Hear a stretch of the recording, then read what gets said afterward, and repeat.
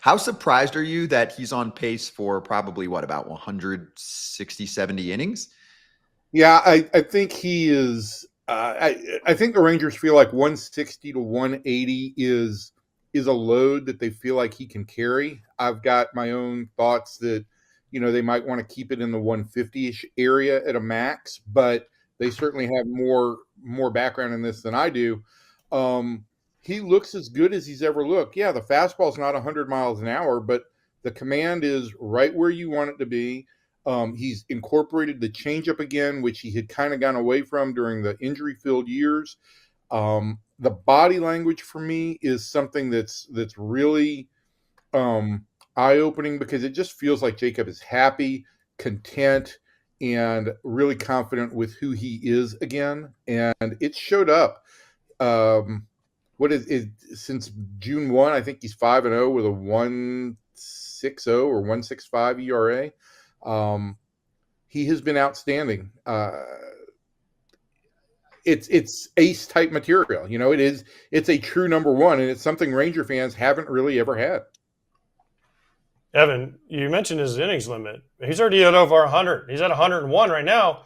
If the Rangers are going to get back into this and say they get hot, like they're swinging the bat and they continue to do this and they get back into the race, let's say they get into the wild card, but then they're like, oh, by the way, DeGrom has 6 more starts, 7 more starts. They're going to really shut him down and say, oh, well, guys, we're not going to push it, because that's kind of the Steven Strasburg thing, right? Like the Rangers, I feel like Bochy and them would try to – I don't know. Would they try to manipulate the innings? Because they need the innings too. I think, look, since the middle of May, he had that, I think, 103 pitch outing, which was the first time he's been over 100 in like 4 years. Ever since then, the Rangers have tried to tamp it down a little bit, keeping him in the 80 to 85 pitch range. Obviously, with the no-hitter flirtation last week, they let him go a little bit longer. I think he threw 92 pitches in that game at Baltimore. But the one thing that Bruce Bochy and Chris Young have both talked about is, they are monitoring the pitch counts. And so that is part of it. I think that they are going to stay true to the rotation with every off day that they have the rest of the way, so that if he ever gets an opportunity to pitch on 5 days rest, he'll pitch on 5 days rest. And I think there may be a time when the Rangers look at, especially with some of the relief work they've gotten from guys like Jacob Latz, who one day has a 6-inning quality start and a week later has a 3-inning save.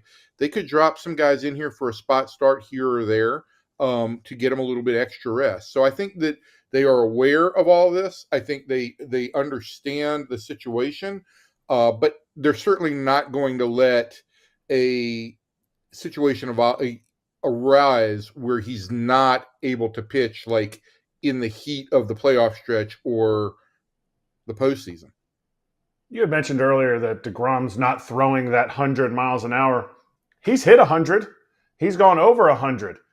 Is there a concerted effort, or have you heard anybody say that he has had a concerted effort to pitch more? Like to not just say, first pitch of the game, 101 mile an hour cutter.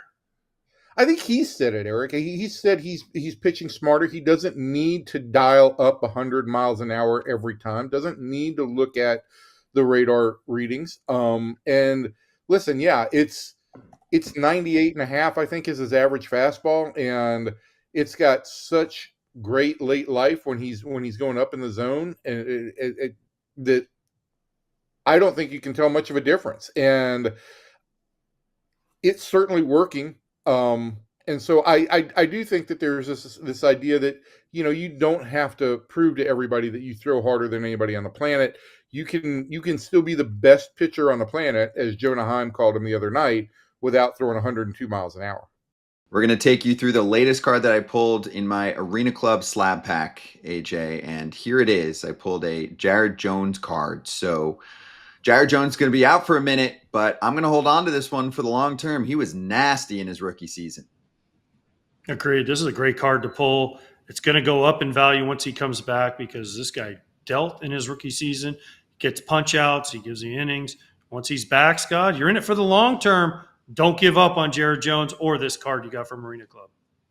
Yep, there it is. That's how you pull a slab pack card. It's very cool. It's all fancy and digital. You can get it sent to you physically. And if you want to sell it right back to Arena Club, you can do that with their buyback option right away, or you can hold it right now. You can get 20% off your first slab pack or card purchase. Just go to arenaclub.com/FOUL. Use code FOUL. We've been talking about Arena Club all season long because they dominate the hobby. If you buy, sell, trade, collect, go for it. Hey, everybody. Be sure to like and subscribe for more content. We're back here every weekday, all year long, so do not miss an episode. The videos are coming in all day. Here's another video you might enjoy. Baseball the way it should be covered.